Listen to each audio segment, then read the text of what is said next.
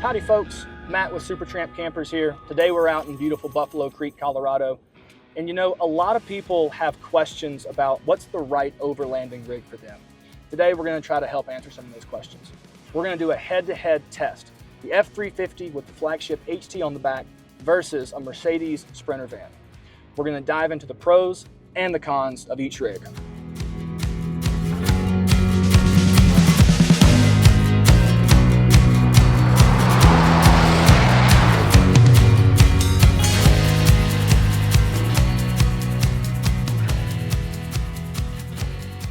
So let's go ahead and dive in and start talking about some of the differences between the two platforms and what they were originally designed for.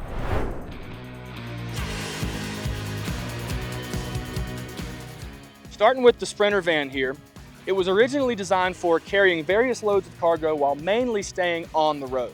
That means it's got fairly small tires, independent front suspension, not very beefy axles and other components. But one of the great things about it is it's got a nice low entry and low exit and two huge big doors that open up on the back. That originally came from putting cargo in and taking it out. So it's obvious why the van was a popular choice for camper van build-outs.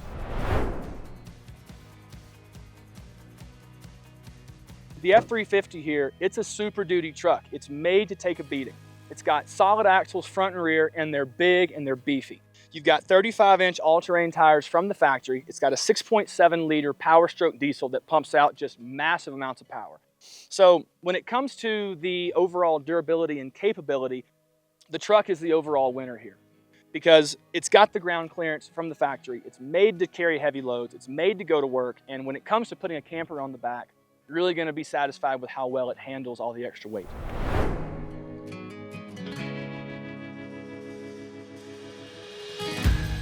With a truck like this, a standard 3/4 ton, it's going to be a lot easier to find places to work on it and parts.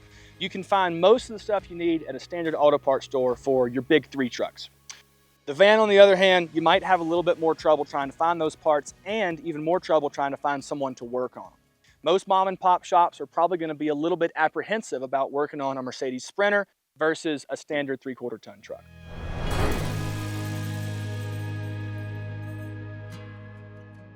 This 2020 Mercedes Sprinter van comes with a 3-liter, 6-cylinder turbo diesel engine that puts out 188 horsepower and 325 foot-pounds of torque. Now this truck has a 6.7-liter V8 Power Stroke diesel made in Kentucky, puts out 500 horsepower and about 1,000 foot-pounds of torque.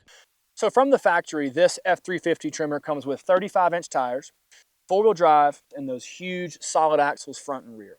The great thing about a rig like this is you can drive it straight off the lot, bone stock, and toss a camper in the back with 0 upgrades required. This is really important for if you ever want to retain that factory warranty.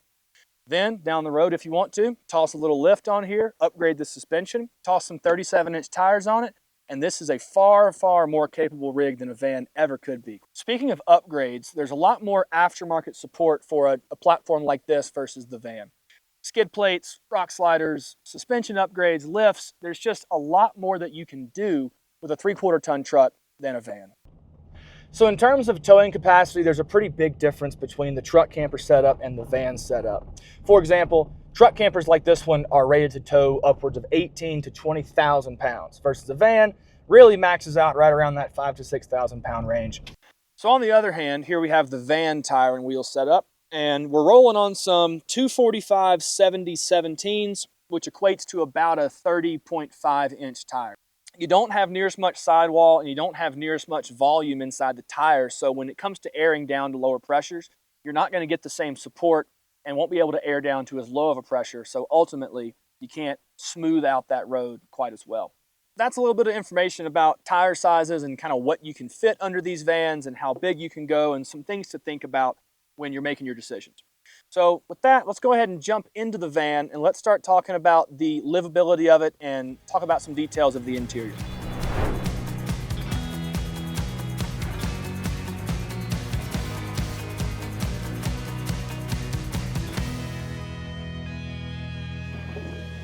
So one of the great things about a van is the pass-through. You can access your living quarters without even having to leave the vehicle, which for some people is a huge plus. If it's raining, if it's inclement weather, if it's really cold outside, you can just leave right here and get to camping without ever stepping out. In addition, if you're ever camping somewhere where it may not be comfortable to leave the vehicle, if you're stealth camping, if you're in a place where you don't want to get out of the car, obviously the pass-through is a great plus. Another great thing is both front seats are able to swivel, so a great place for you, one, maybe two other friends to come in here and just hang out and chill. And while we're up here in the cab, something else that we've noticed, and keep in mind this will vary based on van and based on truck, but more often than not, you're probably going to get some nicer amenities in terms of creature comforts in the truck. So center console, heated and cooled seats, heated steering wheels, gauge cluster display. The cab of a truck is just a little bit more luxury in our opinion. And to that point, something for you to keep in mind when you're making this decision is if you go with a van, you're going to end up being kind of stuck with what trim level of van the van builder decides to go with, right? So if they choose to go with an entry-level van but do a crazy build-out out there, you got all the cool stuff in the back, but this is still just what they chose for you. With the truck camper, it's definitely more of a la carte method where you can choose the truck, you can choose whatever trim level of truck based on your preferences or your budget, and then you can build the camper on top of that so you have the best of both worlds. So back here in the bed area, just kind of getting a gauge of how much room there is back here. We do have plenty of head height. You can sit up straight in bed, which is super nice. You are going to sacrifice some bed size in a van versus a truck camper. This bed, you're looking at 75 lengthwise by about 50 inches widthwise. So I'm 6 feet tall and I can stretch out just all the way in this bed back here. So if you're anything over 6 feet, keep that in mind. Also keep in mind this van does have the window pop outs that makes this bed area a little bit longer. So here we are checking out the kitchen area, and as you can see, it's pretty tight right here. I mean, my shoulders are almost touching. So if it's you and somebody else, it's going to be a little bit cumbersome to move in and out of here. Over here, we've got the kitchen. You know, it doesn't have a stove built in, so you're going to have to pick one up, put it there to do your cooking. And then, of course, you got your sink and all your standard stuff right there. Got some little kitchen drawers here. These are pretty nice. This one pulls out, got a little guy here. So back up here in the cab, there is one other big negative of having the pass-through, and that is noise while you're driving, especially off-road over washboard roads. All the stuff in the back of the van is all making noise, and it's all coming up here, and you can hear it, and that's going to make your driving experience a lot less enjoyable.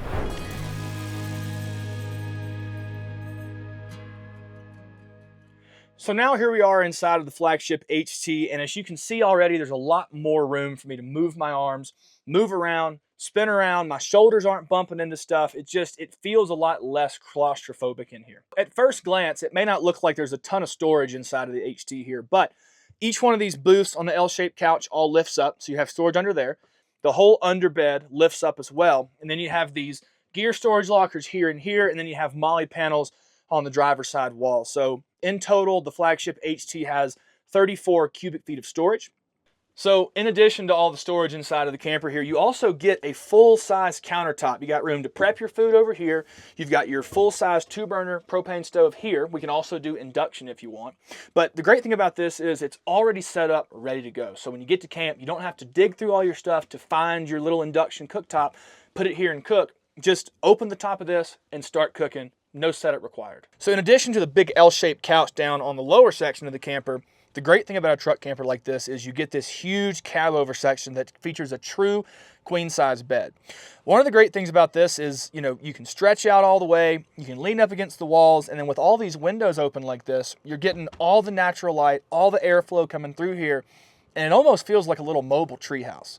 It makes for a much, much more immersive camping experience, and it just lets you enjoy the outdoors that much more, which is why we're all doing this, right? So now we're down here on the L-shaped couch, and as you can see, I'm stretched out, I'm chilling. And this is one place where a van definitely lacks, is that in a van, you have to get back in the bed to stretch out like this. There's no place really other than that to lay back and just relax. So this is a great place to lay back, read a book, chill after a big day. Or if you have some friends with you, you can lay down here, friend in the bed, vice versa. There's just a lot more options for chilling and hanging out space in a truck camper like this.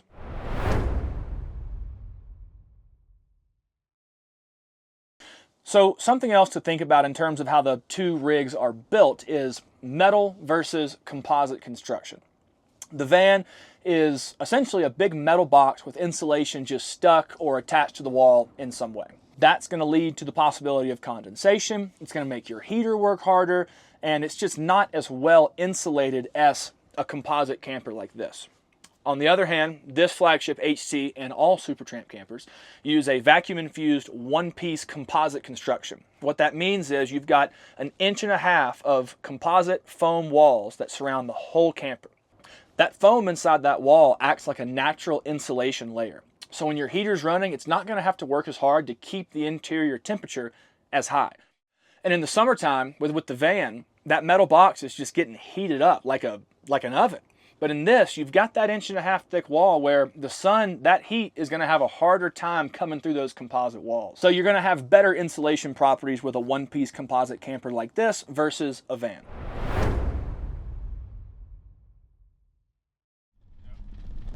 So here we are driving the van.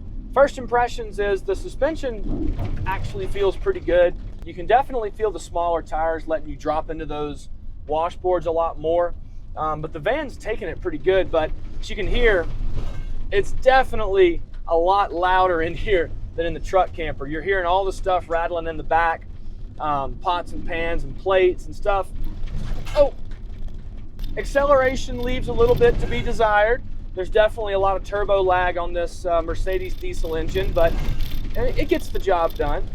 But in terms of off-road ability, as you can see, you're definitely gonna have to yell at the person that's sitting next to you. It's going to be a lot louder, and it's just not near as comfortable as you feel in the truck camper. And I don't feel as confident driving this over stuff as I do in the truck camper.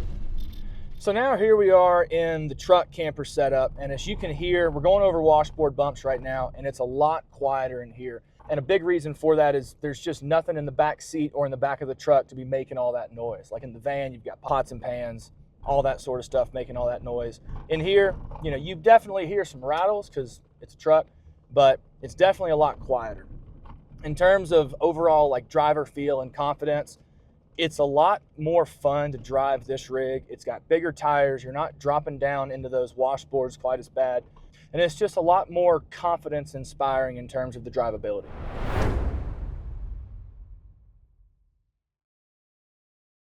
So with the truck camper setup, it is super easy to unload the camper from the truck, meaning if you ever need your truck back for work or anything else, it's super easy to just take it out and use the truck for a work truck.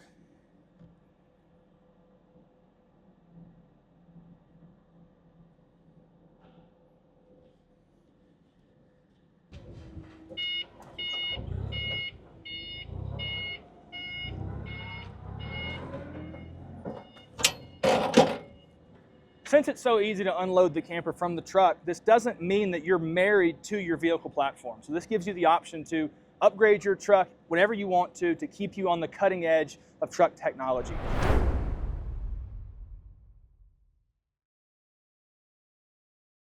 So reason number one that a truck camper could be a better investment in the long run is, like we talked about, it's a one-piece composite construction. So what that means is there's no panels or, you know, a lot of different parts and pieces to rattle apart when you're going down washboard roads or hammering off-road. It's just gonna last longer. And to that point, you know, since it's on a heavy-duty truck, that truck is made to stand up to all the abuse. A van, it's built with light-duty components for the most part, depending on the van. So a truck is gonna keep its value longer, it's gonna be more reliable for longer, and you're gonna have a lot easier time selling a truck with 50,000 miles versus a van with 50,000 miles.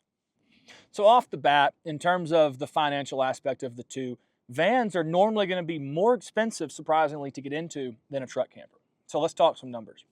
The average van price for one of the most common van builds on the market is right around $200,000 to $250,000. So comparing that to this rig, let's say that you go and buy a brand new F350 today, you're looking at what, $85,000, $90,000? Let's just say $90,000. $90,000 plus the HT starts at $65,000. Add a couple bells and whistles, put it at $70,000. You're at $160,000 versus $200,000 to $250,000 for the van. Hopefully we were able to show you how a truck camper setup can be even more versatile, livable, and capable than a van setup. Again, my name's Matt. I'm with Supertramp Campers. We'll catch you on the next one.